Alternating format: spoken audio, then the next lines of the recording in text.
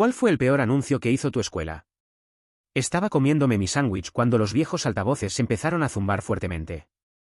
Siempre lo hacían antes de un anuncio, pero esta vez no parecía que fuera un cambio en el horario del almuerzo. La voz del director sonó, pero temblaba. Atención, estudiantes. Todos deben regresar de inmediato a sus aulas y cerrar con llave la puerta. Esto no es un simulacro. Las señoras de la cafetería dejaron de servir, y miré a mis amigos, ellos me miraron también. Y luego todos nos levantamos al mismo tiempo. Cuando llegamos al aula, nuestra profesora ya estaba bajando las persianas. Cerró la puerta con llave detrás de nosotros y nos dijo que empujáramos los escritorios a una esquina, lejos de las ventanas. Nadie dijo nada, pero todos pensaban lo mismo. Había un tirador. Unos minutos después, escuchamos sirenas, y luego gritos. Nuestra profesora trató de calmarnos, diciendo que tal vez era un malentendido, pero le temblaban las manos. No dejaba de actualizar el correo en su computadora portátil como si estuviera recibiendo información en tiempo real. Después oímos un estruendo fuerte en el pasillo, como metal golpeando o algo estrellándose con fuerza. Algunos comenzaron a llorar y a susurrar que estaban justo allí afuera, y yo les creí. Miré a nuestra profesora, y por primera vez en mi vida, la vi llorar. Se sentó con nosotros, abrazó a los más pequeños y nos dijo que todo estaría bien. Pero al cabo de un rato, se levantó y volvió a su computadora. Algo cambió, porque su rostro se volvió pálido. Me miró y preguntó si había algún Jack Arthur en la sala. Toda la clase se giró hacia mí como si hubiera hecho algo malo. Me llamó, me preguntó en voz baja si tenía algo mío en la sala, y le dije que solo mi mochila. Me dijo que la tomara y esperara junto a la puerta. No entendía lo que estaba pasando, así que esperé. Unos minutos después, alguien tocó la puerta, la profesora la abrió y me dijo que fuera con el oficial. Afuera, el pasillo estaba lleno de policías y paramédicos, así que pensé que me estaban arrestando e intenté recordar que había hecho mal. Pero luego vi la máquina de refrescos cerca de los baños volcada, y al lado, un zapato y una pierna sobresaliendo. El policía se puso rápidamente frente a mí y me dijo que mirara al frente, pero ya lo había visto. Me llevó a una sala al lado y me dijo que esperara. Luego se abrió la puerta y entró mi tío. Vive a 1 hora de aquí y nunca va a la escuela. Entonces le pregunté si estaba en problemas, pero me dijo que estaba a salvo. Pregunté por mi hermanito, Timmy, pero no respondió. Solo me dijo que tenía que ser fuerte por él. Pero no entendía. Me pidió que me pusiera una venda en los ojos y me lo dijo. Cuando me pidió que me pusiera la venda, sentí que el corazón se me torcía en el pecho. Apenas temblaba, mi tío, pero vi que luchaba contra algo mucho más grande que él. ¿Lo hice? Me puse la venda, aunque cada fibra de mi cuerpo me gritaba que no lo hiciera. Era como caer en un pozo sin fondo. La oscuridad, el silencio tenso. No sé cuánto tiempo esperé así, solo en ese vacío. Cuando por fin empezó a hablar, su voz era ronca, apagada, como si cada palabra le costara. Me dijo que Timmy no vendría. Que no volvería a casa conmigo. Que no volvería a ningún lado. No entendí, no de inmediato. Empecé a reír nerviosamente, diciendo que no era gracioso, que no era el momento para ese tipo de bromas, no hoy. Pero no respondía. Lloraba. Mi tío, un hombre al que nunca había visto mostrar emoción alguna, lloraba delante de mí. Me dijo que fue rápido, que Timmy no sufrió. Que estaba en el pasillo en el momento equivocado. Que era él, el niño que habían visto junto a la máquina de refrescos. El zapato. La pierna. La sangre. Mi hermano. Me levanté tan bruscamente que la silla se cayó. Me arranqué la venda de los ojos. Lo arrojé al suelo. Y grité. Grité como un animal herido. Intentaron calmarme, varios adultos entraron en la sala, pero yo no oía nada. Nada más que ese grito interior que no quería apagarse. Ya no tenía hermano. Ya no tenía mundo. Ya no tenía rumbo. Más tarde me llevaron a casa. No recuerdo el trayecto. Solo gente. Demasiada gente. Caras inmóviles, vecinos demasiado curiosos, condolencias automáticas. Mi madre estaba derrumbada en el salón. Mi padre golpeaba la pared con el puño, una y otra vez, como si eso pudiera borrar lo que había pasado. Los días siguientes fueron un borrón. Una serie de misas, discursos vacíos, homenajes absurdos organizados por una escuela que no supo proteger a mi hermano. Discursos del director, flores sobre el casillero de Timmy, velas en la acera. Pero yo no quería sus gestos vacíos. Yo quería respuestas. Así que busqué. Investigué, leí, pregunté. Y lo que descubrí me heló la sangre. El tirador no era un desconocido. Era un exalumno. Un chico de nuestra escuela. Había sido acosado, ignorado, tratado como basura durante años. Y nadie hizo nada. Pidió ayuda. Lo castigaron. Amenazó. Lo suspendieron. Pero jamás, lo escucharon. Ellos lo sabían. La administración lo sabía. Y no hicieron nada. Mi hermano murió porque adultos responsables eligieron ignorar las señales. Porque prefirieron fingir. Porque pensaron que pasaría. Prefirieron proteger la reputación de la escuela antes que a los niños. Entonces hablé. Lo conté todo. En un vídeo. Frente a la cámara de mi teléfono, con los ojos aún hinchados y la voz rota. Conté todo lo que había visto, todo lo que había oído, todo lo que había descubierto. Dije su nombre, Timmy, una y otra vez. Para que no lo olvidaran. Para que supieran que era un niño, no una estadística. Y el vídeo se volvió viral. Los medios retomaron la historia. Los periodistas llegaron. Comenzaron las protestas. Y yo no paré. Fui a cada reunión del consejo escolar. Tomé la palabra. Los obligué a escucharme. Les mostré las pruebas. Los correos. Las denuncias ignoradas. Las alertas silenciadas. Algunos fueron despedidos. El director renunció. Pero no fue suficiente. Porque nada traerá de vuelta a Timmy. Nada me devolverá a mi hermanito, con su risa tonta, sus preguntas interminables y su manera de correr por el pasillo cada mañana. Pero seguiré. Por él. Por los otros Timmy. Porque nunca más un estudiante debería morir en una escuela. Nunca más se debería enterrar a un niño porque los adultos eligieron el silencio. Porque ahora, ya no me callaré. Intentaron comprar nuestro silencio. Sí, lo oíste bien. Pocos días después del funeral de Timmy, una mujer con un traje gris vino a nuestra casa, con una sonrisa congelada en la cara y un sobre en la mano. Decía representar al distrito escolar. Habló de compasión, de gestos simbólicos y de apoyo financiero para afrontar nuestra pérdida. Mi padre no dijo nada. Mi madre temblaba. Yo tomé el sobre y lo rompí frente a ella. Le dije que mi hermano no valía su dinero, ni sus disculpas preparadas, ni su culpa disfrazada de generosidad. Se fue, roja de vergüenza o de rabia, no me importó. Acababa de entender hasta qué punto todo este sistema estaba podrido. La escuela reabrió una semana después. Pintaron las paredes. Quitaron la máquina de refrescos. Cambiaron las cerraduras. Como si cambiar el decorado pudiera borrar la sangre. Los pasillos olían a pintura fresca y a hipocresía. Organizaron un día de concienciación donde adultos con polos azules nos dijeron que hablar es importante, que el acoso mata. Ninguno de ellos dijo que fueron ellos, su silencio, su cobardía, los que mataron a Timmy. Volví a clase. No porque quisiera, sino porque quería mirar. Mirar a los ojos a los que sabían. A los profesores que escucharon las amenazas, que vieron las señales y no hicieron nada.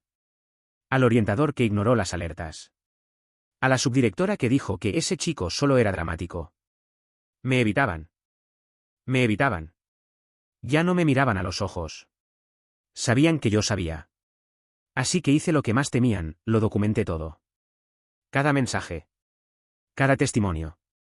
Cada padre que venía a contarme lo que sus hijos habían visto, oído, soportado. Creé un expediente. Uno real. Y lo envié a un abogado. Me llamó 3 días después. Me dijo que tenía algo. Que si quería, podíamos iniciar un proceso. No solo contra la escuela. Contra el distrito. Contra el ministerio. Y le dije que sí. Quería que todos lo supieran. Que Timmy no murió por accidente. Lo mató una cadena de decisiones cobardes, de compromisos inhumanos, de negligencias criminales. Quería que cada reunión de directivos temblara al escuchar mi nombre. Que cada padre viera mi rostro y pensara en lo que podría perder. Me amenazaron. Por supuesto. Cartas anónimas. Consejos disfrazados de preocupación. Una profesora incluso me dijo que debería hacer el duelo y seguir adelante. Le respondí que el duelo lo hacía todos los días, pero que no dejaría que nadie avanzara pisando el cadáver de mi hermano. Un día, me llamaron a la oficina del nuevo director. Me dijo que causaba problemas, que algunos profesores se sentían amenazados por mi presencia. Me ofreció terminar el año a distancia. Me reí. Le dije que me quedaría. Que me sentaría cada mañana en esa clase donde mi hermano jamás tendría la oportunidad de crecer. Y que mientras hubiera un solo alumno en esa escuela, yo hablaría. Porque ahora, ya no era solo por Timmy. Era por todos los niños olvidados. Todos los que se sacrifican en nombre del silencio. Todos los que son silenciados porque incomodan. Yo soy su voz. Y seguiré hablando, gritando, denunciando. Hasta que se haga justicia. Hasta que las paredes de esa escuela, pintadas 10 veces, ya no puedan esconder la verdad. Hasta que ningún niño más muera en un lugar que se supone debe protegerlo. Pensaban que era solo un niño roto. Crearon un monstruo. Un monstruo de memoria, de rabia y de justicia. Y ese monstruo no se detendrá. Intentaron silenciarme de una vez por todas. No con dinero esta vez, ni con disculpas. Con humillación. Con miedo. Una mañana, al llegar al instituto, habían forzado mi casillero. Mis cosas estaban en el suelo, rotas, sucias. Alguien había escrito con letras rojas, «Cállate o serás el siguiente». Incluso colgaron una foto de Timmy, impresa en blanco y negro, con una diana dibujada en su rostro. Sentí algo romperse dentro de mí. No era miedo. Era otra cosa. Un odio puro, ardiente, helado a la vez. Una certeza. No solo habían dejado morir a mi hermano, estaban profanando su memoria. Querían borrarlo, reducirlo a una advertencia. Ese día no dije nada. Fui a clase como si nada. Pero en mi cabeza, algo se estaba formando. Ya no era solo un adolescente en duelo. Me había convertido en un testigo, un sobreviviente y ahora, un combatiente. Iban a temerme. Empecé a grabar. Conversaciones en los pasillos. Reuniones privadas. Confidencias susurradas por profesores cansados, por vigilantes asqueados. Recuperé correos electrónicos, informes de incidentes que nunca fueron entregados, quejas de padres enterradas en cajones. Me acerqué a un periodista local, un hombre que me escuchó sin interrumpirme, sin tratarme como a un niño. Me dijo, lo que tienes aquí no es una historia. Es un escándalo. Y entonces lo sacamos todo a la luz. Un artículo. Luego 2. Luego una serie completa. Nombres. Fechas. Negligencias. Intentos de encubrimiento. Errores graves. La escuela se convirtió en un campo minado. Algunos profesores renunciaron en la semana. Los padres se organizaron, presentaron denuncias. Se abrió una investigación independiente. Interrogaron a alumnos, padres, antiguos empleados. Pero no terminó ahí. Escarbaron en mi vida. Intentaron desacreditarme. Un miembro del equipo directivo insinuó que estaba desequilibrado, que manipulaba el dolor para llamar la atención. Dijeron que ponía en riesgo la integridad moral del establecimiento. Me suspendieron por perturbar el orden escolar. Aún así, me presenté. Sentado en las escaleras de la entrada con un cartel, mi hermano murió aquí. Y ustedes quieren que lo olvidemos. Vinieron cámaras. Algunos estudiantes se unieron a mí. Ese día no hubo clases. Ese día, la lección la di yo. No soy un héroe. No soy valiente. Estoy furioso. Cansado. Devastado. Pero estoy vivo. Y mientras respire, seguiré llevando la voz de Timmy. Algún día tendrán que mirarme a los ojos. No solo los de esta escuela, sino todos los que eligen el silencio, los que prefieren la reputación a la verdad, el orden al coraje, el dinero a la vida. Porque hoy, yo soy su recordatorio diario. Su pesadilla despierta. Y si tengo que quemar todo un sistema para que un solo niño más sea escuchado antes de que sea demasiado tarde, entonces lo haré. Hasta mi último aliento. Intentaron pasar página. Hacer como si todo esto hubiera sido solo una pesadilla lejana, una tragedia aislada, un accidente lamentable. Pintaron las paredes, instalaron nuevas cámaras, contrataron a un guardia de seguridad en la entrada como adorno, como un chaleco antibalas decorativo. Organizaron una ceremonia hipócrita con globos blancos y discursos vacíos. Incluso se atrevieron a plantar un árbol para honrar la memoria de las víctimas. Un árbol. Como si un pedazo de madera pudiera reemplazar a mi hermano. Como si un símbolo pudiera callar la verdad. Pero yo no desaparecí. No olvidé. Y no perdoné. Porque en el fondo, veo lo que intentan hacer. Lo que siempre hacen. El sistema se protege.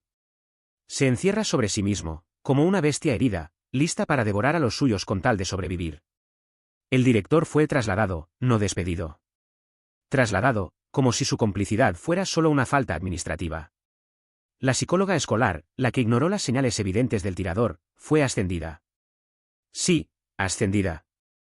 Responsable de un programa de prevención en otro centro educativo. ¿Y yo? Me borraron de las listas. Ya no tengo acceso al edificio. Mi nombre fue eliminado de los grupos, de las reuniones, incluso de los boletines. Les dijeron a mis antiguos compañeros que yo estaba inestable, obsesionado. Algunos me dieron la espalda, cansados del escándalo, o quizás demasiado cobardes para enfrentarse a su propio silencio. Ya no espero nada de ellos. El olvido es más fácil que la vergüenza, lo sé. Pero yo lo recuerdo todo. Un día recibí una carta certificada. Una advertencia. Amenazaban con demandarme por difamación. Decían que mis acusaciones dañaban la imagen de la institución. Su imagen. Eso era lo que les importaba. No la verdad. No el dolor. Su maldita imagen. Entonces publiqué todo el expediente. Todo completo. Nombres, documentos, testimonios. Todo. Sabía que vendrían amenazas, represalias. Y llegaron. Llamadas anónimas. Mensajes cifrados. Una noche, arrojaron un cóctel molotov contra la pared de nuestra casa. Mi madre gritó. Mi padre agarró un bate de béisbol y salió corriendo, pero no había nadie. Solo el olor a gasolina, el humo y el silencio. Pensaron que podían asustarme. Despertaron algo mucho peor. Compré un billete de tren. Fui a la capital. Pedí reunirme con los diputados de mi región. Algunos se negaron. Otros aceptaron, con ese tono condescendiente, como si me hicieran un favor. Los miré a los ojos y les mostré las fotos. Los correos. El rostro de mi hermano, sonriendo, todavía vivo. Les dije, mírenlo. Esto es lo que dejaron morir. Esto es lo que están enterrando por segunda vez. Algunos lloraron. Otros apartaron la vista. Pero una de ellas, una mujer, me estrechó la mano y dijo, voy a ayudarte. Y cumplió. Se abrió una comisión. Se propuso una ley para obligar a los centros escolares a denunciar amenazas graves. Para responsabilizar a los que eligen cerrar los ojos. Pero no me hago ilusiones. Ninguna ley devolverá a Timmy. Ninguna ley me devolverá mi infancia. Fui a su tumba la semana pasada. El viento soplaba fuerte. Dejé una carta. Le hablé como siempre. Le dije que sigo. Que resistiré. Que aunque todos quieran olvidar, yo recordaré. Lucharé. Porque él no merecía morir en un pasillo frío, rodeado de gritos. Merecía una vida. Juegos. Amigos. Cumpleaños. Ellos se llevaron todo eso. Y haré que lo paguen. Uno por uno, con la verdad como única arma. Porque el dolor no se borra. Se transforma. Y el mío se convirtió en justicia. Creía haberlo visto todo. Todo el horror. Toda la cobardía. Pero nada me preparó para lo que vino después. Unos meses después del estallido mediático, cuando la atención pública empezó a desvanecerse como siempre, organizaron una conferencia de reconciliación. Era su brillante idea. Reunir a las familias de las víctimas, a los responsables del colegio, a los representantes del distrito y a algunos expertos cuidadosamente seleccionados para abrir un diálogo constructivo. Una farsa. Una pantomima burocrática con café tibio, credenciales de plástico y sonrisas de cartón. Dudé en asistir. Mi padre se negó categóricamente. Mi madre no habló durante 2 días después de recibir la invitación. Yo acepté. No para perdonar, ni para debatir. Sino para mirarlos a los ojos. La sala era helada, blanca, aséptica. Como un laboratorio donde se disecciona el dolor humano. El director, el anterior, estaba allí. Sentado en primera fila. El mismo hombre que había escrito, en un memorando interno que yo publiqué después, que el tirador no era una amenaza creíble y que no hacía falta alarmar innecesariamente a los padres. Me levanté. Hablé. No con rabia, no con odio. Con precisión. Con frialdad. Enumeré cada error. Cada alerta ignorada. Cada decisión tomada para proteger una reputación en lugar de salvar una vida. Los miré directamente a los ojos, uno por uno. Y les dije que tenían sangre en las manos. No en sentido figurado. Literalmente. Timmy sangraba cuando murió. Y su silencio, su inacción, su arrogancia, eso fue lo que lo mató. ¿Y sabes qué hicieron? Aplaudieron. Sí. Aplausos educados, mecánicos, como al final de una ceremonia escolar. Incluso algunas familias de otras víctimas bajaron la mirada. Porque querían pasar página. Porque aceptaron indemnizaciones. Porque preferían la paz a la verdad. Yo no quiero paz. No mientras no se haya hecho justicia. Al día siguiente, salió un artículo en un periódico local. Un adolescente enfadado insulta a las autoridades educativas durante un intento de reconciliación. Ni una palabra de lo que dije. Ni una sola prueba mencionada. Solo un retrato conveniente de un chico roto, incapaz de seguir adelante. Enmarqué ese artículo. Para no olvidar jamás hasta qué punto están dispuestos a deformar la realidad. Días después, recibí una llamada. Un hombre, abogado del distrito, quería proponerme un acuerdo amistoso. A cambio de un compromiso por escrito de no hablar más en público sobre lo ocurrido. Una suma considerable, según él. Colgué sin responder. Pensaban que podían comprar mi silencio por segunda vez. Que tenía un precio. Pero yo ya lo perdí todo. No tengo nada más que vender. Decidí escribir un libro. No para hacer ruido. No para volverme famoso. Para archivarlo todo. Para grabarlo todo. Para que algún día, cuando alguien más pase por lo mismo, sepa que no está solo. Que se puede sobrevivir. Que se puede convertir el dolor en un arma. Todavía me despierto sobresaltado por las noches. Escucho el sonido de los altavoces. Vuelvo a ver el pasillo. El pie que sobresalía de la máquina de refrescos. Vuelvo a ver a mi tío sin palabras. Siento el olor del miedo, del metal, de la pérdida. Y cada vez que regresa, me levanto, enciendo la luz y escribo. Anoto cada detalle. Cada verdad que el mundo quiere enterrar. Porque si yo la olvido, ¿quién la recordará? Destruyeron una vida. Y con ella, una parte de mi humanidad. Pero también forjaron algo más fuerte. Algo que nunca podrán romper. Una voluntad. Una promesa. Los perseguiré hasta mi último aliento. Les arrancaré la verdad, aunque tenga que mostrarla al mundo entera, desnuda y sucia como es. ¿Y si todavía quieren detenerme? Que vengan. Ya no tengo miedo. Porque yo ya caminé por el infierno. Ellos esperaron a que todo se calmara, que se apagaran las cámaras, que los periódicos pasaran a otra cosa. Porque eso es lo que siempre pasa, ¿no? Los muertos se convierten en cifras. Las familias, en anécdotas. Y los responsables retomaron su puesto con un nuevo título, una nueva corbata, una sonrisa lavada de toda responsabilidad. Pero yo me quedé. Vi a los nuevos alumnos entrar al establecimiento sin saber nada. Vi las paredes repintadas de un color apagado, los carteles de seguridad y bienestar pegados en los pasillos como una mala broma. Escuché a los nuevos profesores hablar de reconstrucción, como si un poco de pintura y 3 sesiones de yoga pudieran borrar lo que vivimos. Como si mi hermano nunca hubiera existido. Como si su sangre nunca se hubiera secado sobre el suelo. ¿Y lo peor? Fueron los que sabían. Los que lo vieron todo. Los que me vieron llorar, gritar, luchar. Esos bajaron la cabeza. ¿Por cansancio? ¿Por cobardía? ¿Por comodidad, tal vez? La verdad es que nunca quisieron justicia. Solo querían que todo terminara. Que el peso de mi voz dejara de recordarles su propio silencio. Entonces empecé a publicar todo lo que aún no había mostrado. Las grabaciones de audio. Las fotos de los expedientes internos. Los correos en los que se daban consejos para manejar la comunicación, como si la muerte de un niño fuera un problema de imagen. Publiqué los nombres. Las caras. Los cargos. Sin filtro. Sin miedo. Fue entonces cuando recibí la citación judicial. No para testificar. No. Para responder a acusaciones. Violación de la confidencialidad, difusión ilegal de documentos internos, atentar contra la reputación de una institución pública. Habían invertido el relato. Pasé de ser víctima a culpable. De hermano en duelo a alborotador peligroso. En la sala del tribunal, me miraban como a un monstruo. Mis padres a mi lado, agotados, vacíos, pero firmes. Mi abogado defendió la verdad, la legitimidad, el derecho fundamental a la justicia. El fiscal, en cambio, habló de procedimiento, de orden, de dar un ejemplo. Querían silenciarme de una vez por todas. Darme una pena simbólica. Una condena que dijera a los demás, esto es lo que pasa cuando molestas demasiado.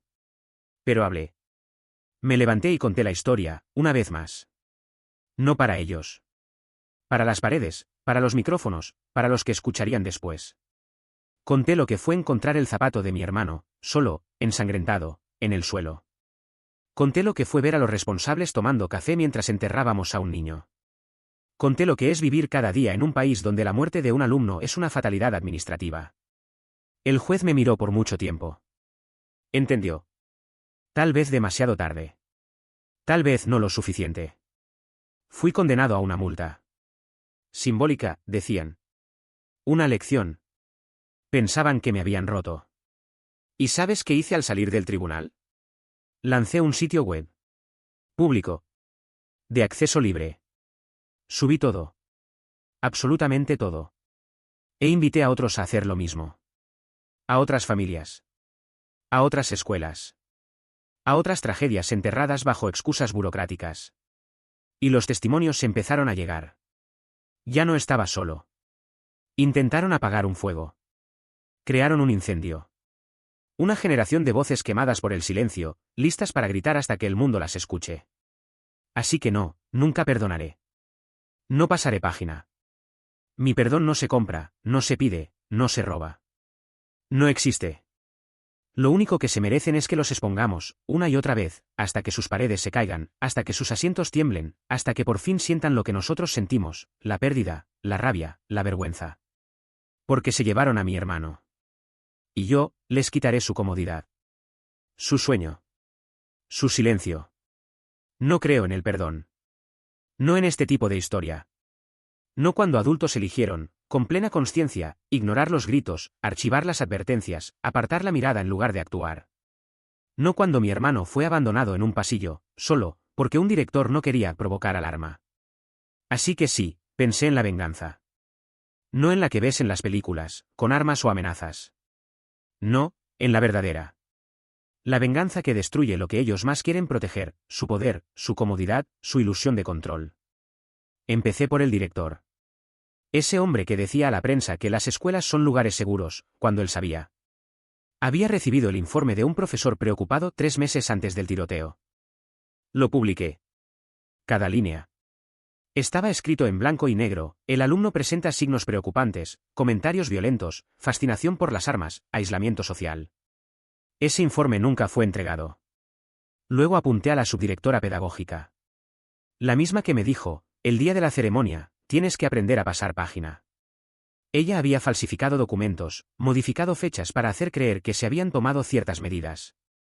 Encontré las versiones originales en una memoria USB olvidada en una caja de archivos. Las comparé, línea por línea, y luego lo envié todo a la fiscalía. Perdió su puesto. Ahora está bajo investigación disciplinaria. Pero no fue suficiente. Yo quería más. Quería que sintieran lo que yo sentí. Así que contacté a otras familias. A exalumnos. A profesores que se habían ido hace tiempo. A todos los que habían sido silenciados. Juntos construimos un expediente sólido. Fundamos una asociación. Creamos una página web, luego una campaña, luego una audiencia pública. Cada testimonio que recibíamos era una bofetada más en la cara del sistema. Y no tardó en empezar a temblar. Los medios retomaron el caso. No como una noticia aislada, sino como un escándalo nacional. Una diputada llevó nuestro caso a la Asamblea. Mencionó el nombre de Timmy en un discurso transmitido en directo. Ese día, lloré. Por primera vez en mucho tiempo, lloré. No de tristeza, sino de rabia transformada en acción. Y luego vino el juicio civil. Esta vez fuimos nosotros los que demandamos. A la escuela. Al distrito. Al ministerio. El juez escuchó. Vio las pruebas. Y por primera vez, un tribunal reconoció una responsabilidad institucional en la muerte de un alumno. El Estado tuvo que pagar indemnizaciones. No a mí. Las rechacé. Hice que se transfirieran a una fundación para familias de víctimas de violencia escolar. El dinero no borra nada. No devuelve la vida. Pero puede alimentar la lucha. Y fue entonces, por fin, que entendí, ya había tenido mi venganza. No tenía el sabor de la sangre, sino el de la verdad expuesta, desnuda, implacable. Tenía el rostro de esos hombres y mujeres que creyeron poder esconderse detrás de títulos, procedimientos y mentiras. Nunca se recuperarán del todo. Sus nombres quedarán asociados al fracaso, a la vergüenza. Sus carreras terminaron. Sus noches, desde ahora, estarán atormentadas. Y cada vez que un padre escriba el nombre de esa escuela en un buscador, será la historia de Timmy la que aparecerá primero. No vivo en paz. Vivo en el después. En ese mundo que ellos crearon, pero que yo volví contra ellos. Y cada vez que paso frente a esa escuela, cada vez que veo las paredes repintadas, a los nuevos alumnos corriendo sin saber, me digo que, quizás, hoy, un niño más llegará vivo a casa. No gracias a ellos. Sino por mí. Y por Timmy.